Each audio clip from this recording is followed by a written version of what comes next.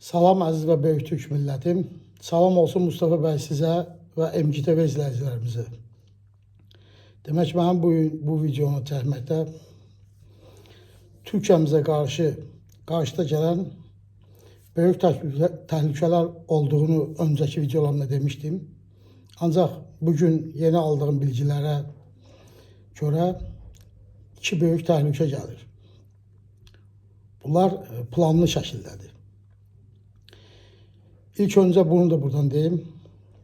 Türkiyəmizin bəkası, Türkiyə Cümhuriyyətinin qorunması, təhlükəsizliyi və bütövlüyü, Azərbaycanımızın qorunması, təhlükəsizliyi və bütövlüyüdür.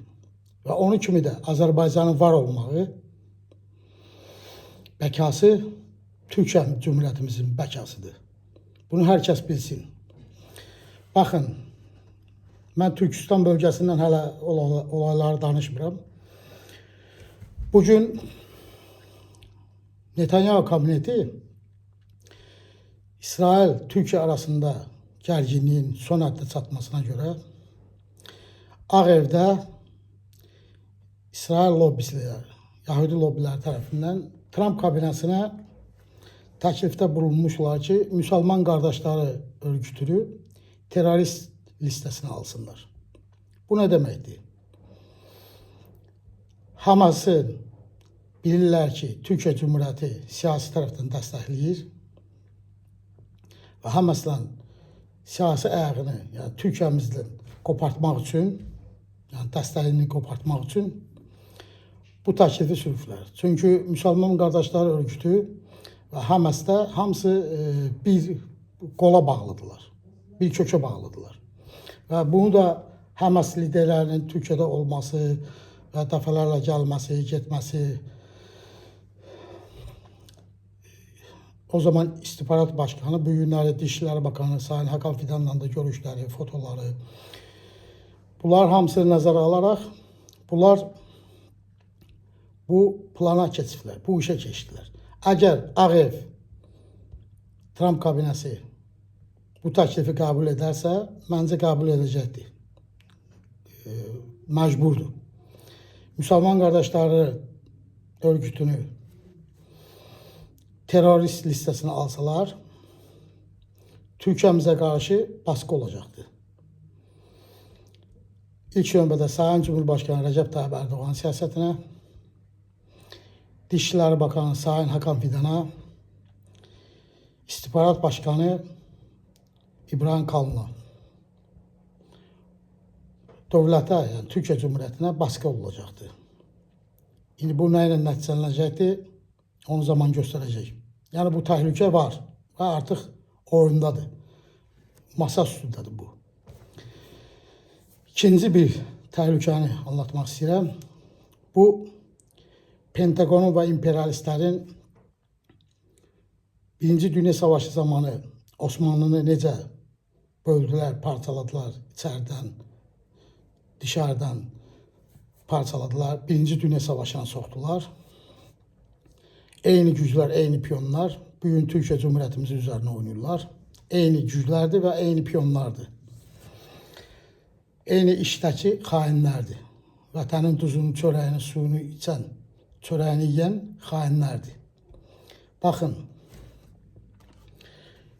Osmanlı ordusu nə qədər Birinci Dünya Savaşında da texniki tərəfdən Almanya kimi və digər ölkələr kimi güclü olmasa da, amma ordusu orduydu. Bu ordunu dağıtmaq üçün ilk öncə ordunu böldülər.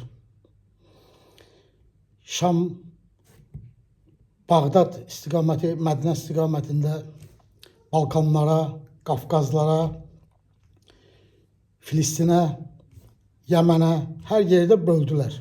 Və bu bir ordunu məhv etmək üçün ilk öncə parçalamalısan, bölməlisən, sonra onu dağıtmalısan. Və ordunun da başına o zaman Alman generallarını adı qoydular. Bilərəkdən Osmanlı ordusunu Birinci Dünya Savaşında zəiflətdilər və Birinci Dünya Savaşını Almanya, Osmanlı uzdu və dövləti parçaladılar.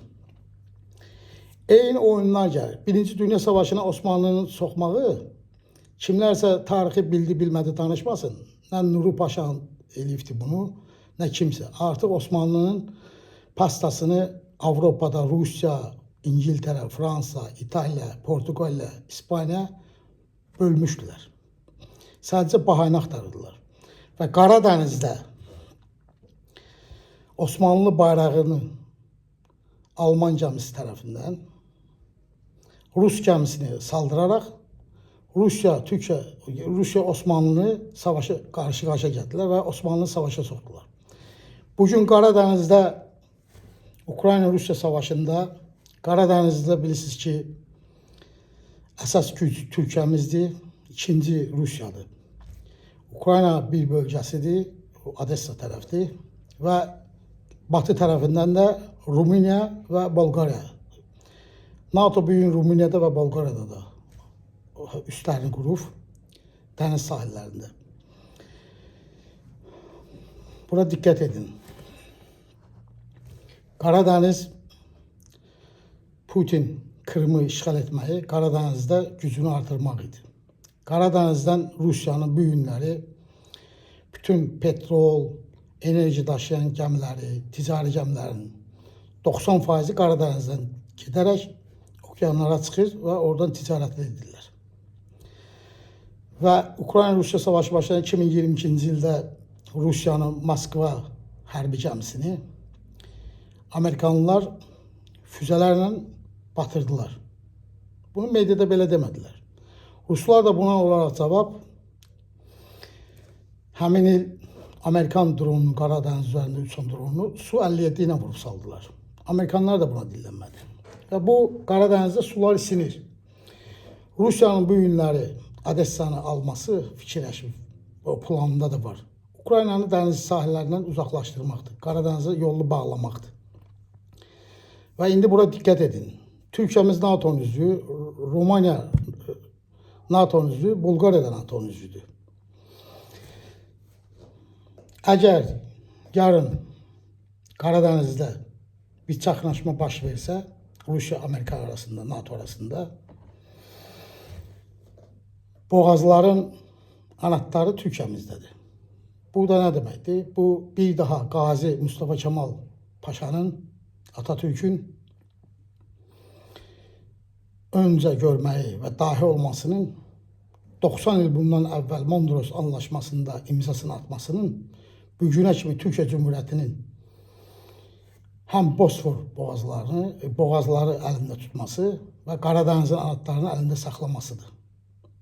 Budur Qazi Mustafa Kemal Paşa Atatürk. Əgər orada savaş başlayarsa, Rus gəmiləri Qaradənizə dəstəyə gedəcək.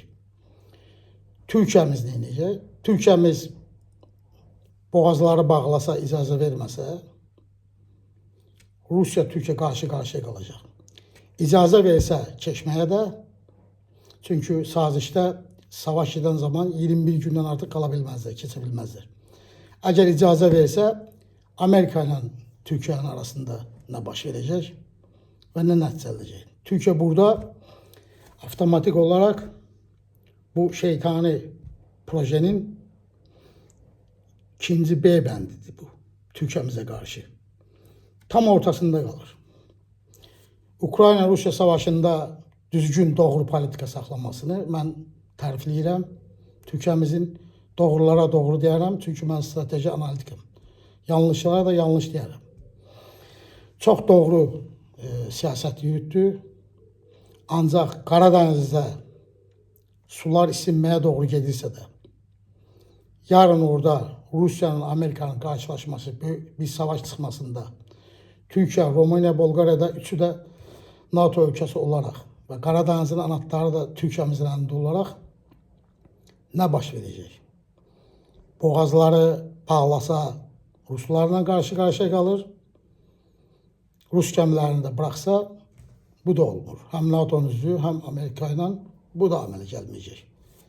Təhlükələrdən biri budur. Bu da hamısı Türkiyə Cumhuriyyətimizə qarşı oynanılıb ki, Türkiyəmizi Rusiya ilə qarşı-qarşıya gətirsinlər. Və bu yaxınlarda Balkanlarda qızışacaq olan savaş Bosna, Hersegovina və Serblər arasında Və bildiyimiz kimi Türkiyə Cümhuriyyətimiz hər zaman Bosnakların yanında olmuş və orada büyünlər SİHA fabrikalarında çift dəstək vermiş. Bunu da hər kəs bilir. Bu da bunları qızıqlandırır. Serbləri də, Slavyanları da, digərləri də, imperialist gücləri də. Rusiyanın da əsas. Bu Avropa Şurasıdır, bu NATO'dur, bu kimdir? Bunların heç biri gücü çatıb Ruslarla savaşmıyorlar. Birinci Dünya Savaşında da. Buna görə o vaxt Osmanlını soxdular. Türklərlə qavaqağa gətirdilər. Bugün də Türkiyəmizi qarşıda gələn bölgesel savaşlara, 3-cü Dünya Savaşı demək olar ki, Rusiyanın qarşı-qarşıya gətirmək istəyirlər. Və buna çox diqqət etmək lazımdır. Gələcək videolarımda bəzi araşdırdığım bilgiləri də deyərəm. Allah Türkiyəmizi qorusun, dövlətlərimizi qorusun, Türk dünyasını qorusun. Allah bu bizim dövlətlərimizin üstündə olan qara bulutları qovsun. Azərbaycanımıza da olan təhlükələr var. Hər zaman olduğu kimi bir cənubdan, bir də şimaldan. Və bunların da adamları içimizdə olan xainlər, Kolon 5 deyən köpəklər, SSR'in bayrağını qaldırdıranlar və onların arxasında duranlar, bunlar da bir təhlükədir. Uca Tanrım Türk millətini qorusun və uzatsın. Nə mutlu Türküm deyənə.